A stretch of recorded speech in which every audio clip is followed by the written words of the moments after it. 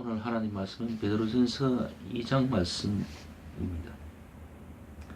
말씀을 함께 읽고 봤는데 오늘은 천국 시민인 성도의 성화된 삶에 관련돼서 말씀을 주고 있는 것 같습니다. 또한 국가에 대한 성도의 자세도 있고요.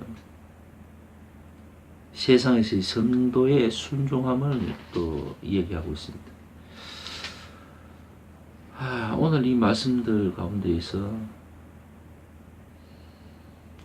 무엇보다도 9절하고 10절 말씀을 우리가 다시 한번 봐야 될 것 같습니다. 자, 제가 다시 한번 읽어드릴게요. 오직 너희는 택하신 족속이요 왕같은 제사장들이요 거룩한 나라요 그의 소유된 백성이니 이는 너희를 어두운 데서 불러내어 그의 귀한 빛에 들어가게 하신 자의 아름다운 덕을 선전하게 하려 하시니라. 너희가 전에는 백성이 아니더니 이제는 하나님의 백성이요 전에는 긍휼을 얻지 못하였더니 이제는 긍휼을 얻는 자니라. 이렇게 되어 있습니다. 우리들이 주어진 이 삶의 시간 동안 우리가 어떤 모습으로 어떻게 살아야 될까를 지금 얘기해 주고 있는 것 같습니다. 우리가 누구라고 합니까? 택하신 족속이라고 합니다. 또한 또 아울러서 왕같은 제사장들이라고 우리를 이야기해 주고 있습니다. 거기에다가 우리를 거룩한 나라요 그의 소유된 백성이니 이렇게 우리를 불러주고 있습니다. 우리는 신분의 변화를 받은 사람이라고 얘기를 하고 있습니다. 자, 여기에는 먼저 전제가 있지요. 그것은 이제 거듭난 자라는 그 어떤 전제가 있습니다. 세상에는 많은 믿는다라고 하는 사람들이 있습니다. 교인들이 있잖아요. 그죠? 교회에 등록하고 출석한 사람들이 많은 사람들이 있습니다. 그런데 그들이 다 믿는가라는 물음표를 달면은 이제 실제로 자신이 교회에 등록해서 교회에 출석하고 있는 사람들도 아니다라고 얘기를 합니다.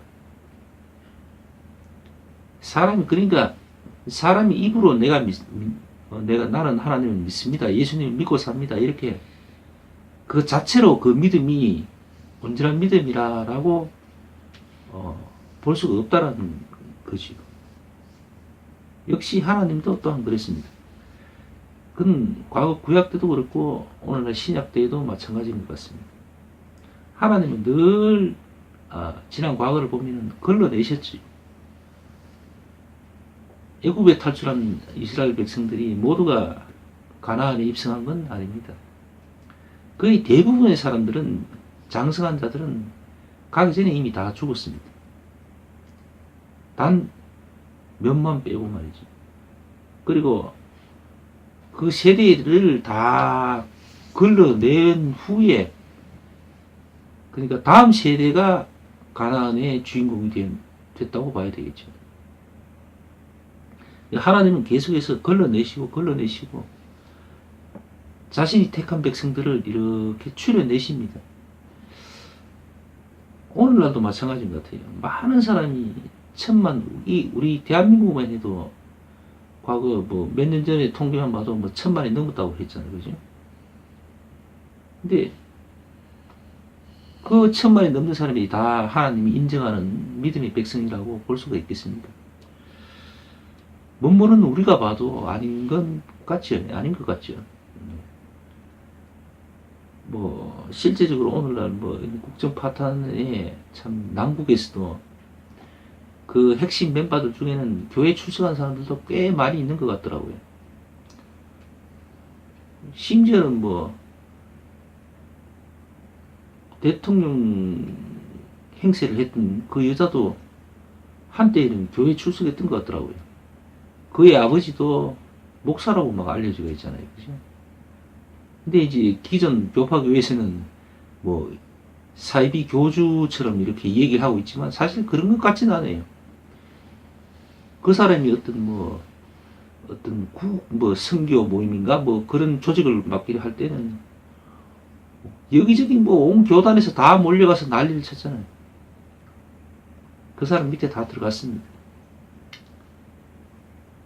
뭐 그런 지경이 있으니까 아마 지금도 마찬가지입니다. 지금도 뭐 박사모들이 뭐 태극기 뭐 들고 막 이렇게 행사를 할 때, 집회할 때 보면은 우리가 흔히 그 안면이 많은 그런 목사들이 절비하더군요, 그 앞에. 그 사람들이 막 사람들을 선동하고 있더라고요. 그거 보면은 그런 것 같아요.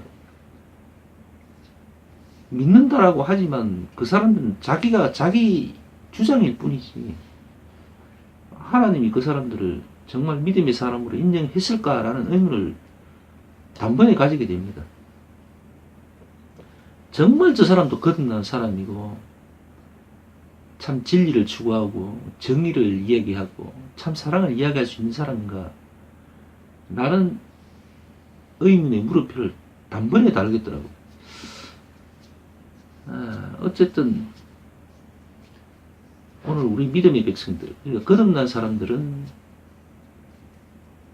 신분의 변화를 받았고 그들에게 하나님의 백성, 택하신 족속이고 왕같은 제사장이고 이러한 말씀들을 주십니다.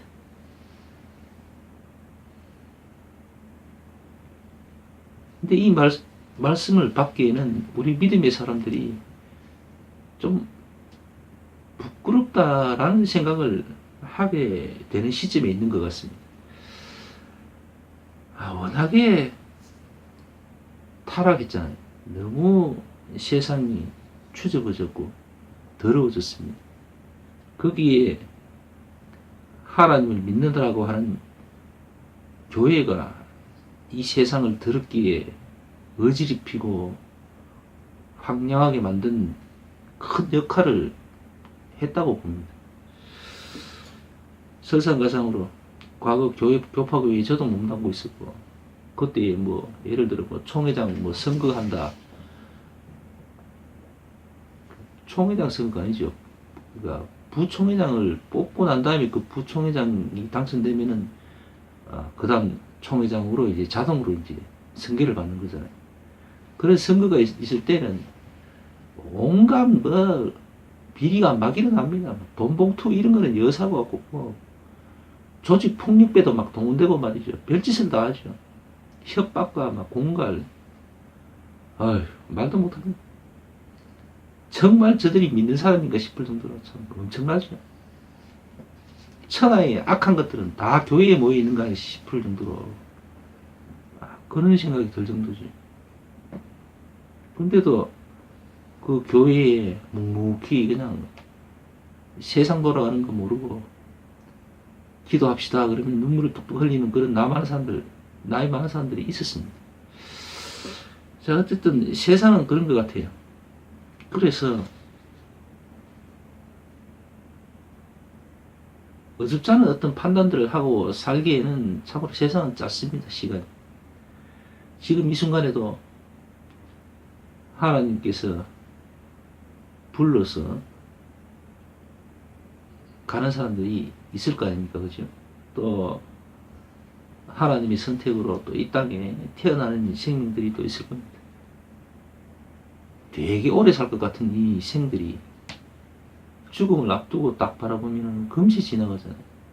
오늘 아침 TV에도 그런 다큐 드라마라고 합니다. 다큐를 보고 인생이 저렇구나 라는 생각을 했습니다. 세상에는 누가 그랬죠? 정답이 없다라고 얘기를 합니다. 죽음을 앞둔 얼마 남기지 않고 있던 두 여인의 모습, 삶의 모습을 이렇게 바라보고 있으니까 어쨌든 저 모습도 한 인생이었다라는 생각을 하게 되더라고요. 그 사람들은 나름대로 주어진 환경에서 잘 열심히 살았습니다. 스스로들은 참으로 돌아보니까 참 가슴 저며지고 눈물 나고 쓰라린 아픈 기억들로 가득 차다라고 이야기는 했습니다. 그러나 제3자인 제 입장에서는 그들의 삶은 참 아름다웠습니다. 물론 아픔도 느껴지지. 그러나 그들의 삶은 정말 고단한 삶이었고 인내의 삶이었죠. 그리고 이제 마지막 여정을 걸어가고 있는 것 같았습니다. 그들을 비난하는 사람이 주위에 하나도 없더라고요. 그 사람들을 나쁜 사람이라고 비난하는 사람이 어디에도 없는 것 같았어요. 오히려 그들이 지나간 자리에 남겨진 자식들이 있고 또 주위에 참 형제 같은 자매 같은 주위 분들이 계시더라고요. 그리고 말년을 함께 하고 있더라고요. 그 모습을 보면서 참 가지가지다. 세상은 참 여러 가지 모양의 그림들이 절비하구나 라는 생각을 하게 됐습니다. 어떤 사람은 이 나라를 쥐락펴락하면서 온갖 짓을 다 하다가 지금 온 국민들로 하여금 지탄의 대상이 되고, 그리고 이제 조금 살아보겠다고 말도 안 되는 소리를 짓거리면서 아직까지도 끝까지 거짓말을 주장하고 있잖아요. 그죠? 또 그런 사람을 변호사라는 사람들이 또 변론을 해주겠다고 또 거짓말을 부추기고 있더라고요. 그런 인생이 있는가 하면은 시골 아주 외진 곳에서 평생을 자식들을 위해서 고난의 삶을 그렇게 살고 눈물을 흘리며 살며 지내왔고, 이제 마지막 얼마 남지 않은 삶을 친구와 같이 이렇게 마지막 시간을 이렇게 아름답게 맞이하고 있는 분들이 보이더라고요. 마음 같아서는 그분들이 참 우리 예수님을 알고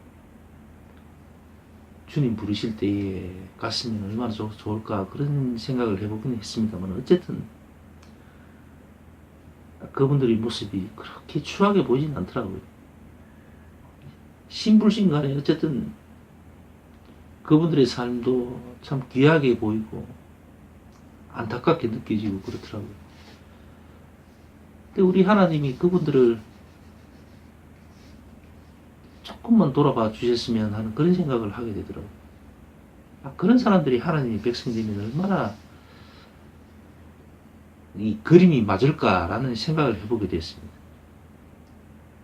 믿는다라고 하는 사람들이, 자기가 목자라고 한다는 주장하는 사람들이 거짓과 폭력과 말이죠, 불법이 난무한 자리에 거기에 제일 앞서서 막 선동을 하고 있는 모습, 그 모습은 정말 우리 예수님하고는 안 맞잖아요. 그죠? 오늘 말씀을 봐도 그렇습니다. 차라리 그거보다는 아무도 모르는, 그죠? 그런 시골 산골짜기에서 시냇물을 먹고 마시면서 거기에서 자식들을 낳고 키우고 자식들을 위해서 헌신하고 이웃들과 함께 그렇게 없는 것, 배고프면서도 없는 것을 서로 나눠가면서 그렇게 먹고 살았던 사람들, 그들이 예수님을, 우리 예수님을 안다면 정말 그 아름다운 그림이 되는데 말이죠. 어쨌든 그런 생각들을 하게 됐습니다. 인간의 이 더러운 입술, 그 입술의 주장을 하나님이 보시는 건 않으시다라는 것을 지난주에 말씀 속에서 잠깐 얘기를 했습니다. 하나님은 그 행위하는 그 자체를 보시고 드러나는 그 증거들을 보시는 분입니다. 또한 깊은 사람의 내면을 들여다보시는 분이지. 어쨌든 오늘도 이 나라가 속히 빨리 안정을 찾고 제자리로 돌아왔으면 하는 그런 생각을 가져봅니다. 그리고 내 가족과 내 이웃을 위해서 살아가는 참 소박한 사람들의 그런 사람들이 주인이 되는 이 나라가 되었으면 하는 그런 생각을 해봅니다. 그런 나라가 되어야 되는데 말이죠. 그러자면 대단한 어떤 큰 변화와 큰 물결이 일어나야 될 줄로 생각을 합니다. 지난 평양 대부흥 때를 다시 한번 떠올려 봅니다. 혹자들은 그럽니다. 이 나라에 정말 큰 개혁의 바람이 불어서 대통령이 제왕적 대통령 체제를 이제 버리고 대통령 권한을 축소하는 그런 개헌을 하고, 그리고 정치 개혁 또는 세대 개혁이 이루어져서 이 나라에 큰 변화가 일어나서 정말 괜찮은 나라, 정의가 바로 세워지는 나라가 될 것 같이 얘기합니다만 사실 그래서 되겠습니까? 그렇게 되진 않을 걸로 생각을 합니다. 누가 돼도 그렇게 크게 큰 변화는 없을 것 같고 무늬만 좀 달라질 뿐이겠죠. 정말 과거 평양 대부흥 때처럼 정말 국민이 변해야 돼요. 우리가 변해야 되고, 리더의 어떤 변화로 모든 사람들이 다 변화되지는 않은 것 같아요. 국민 전체가 변해야 됩니다. 그래서 참 이 나라가 하나님의 백성이 살고 있는 나라가 되고, 또 그 물결과 그 흐름들, 그 힘들이 주가 되는 그런 나라가 돼야지. 그래야만이 그나마 하나님의 의와 뜻이 좀 더 널리 퍼져나갈 걸로 생각이 됩니다. 그러자면 우리가 좀 더 하나님을 생각하고 예수님을 생각하고 또 기도하는 시간, 하나님의 말씀을 보는 시간을 좀 더 가져야 되겠죠. 또 스스로를 점검하는 시간도 가져야 되고. 다시 한번 말씀드립니다. 믿음의 습관들 우리가 챙기고 점검하는 수밖에 없습니다. 믿음의 습관들 잘 지키시고, 지금 연휴 중에 있습니다. 이럴 때에 잠시 스스로 돌아보는 좋은 시간들 되잖아요. 그죠? 이런 시간들 잘 활용하시기를 바랍니다. 자, 오늘 예배 여기서 마칩시다.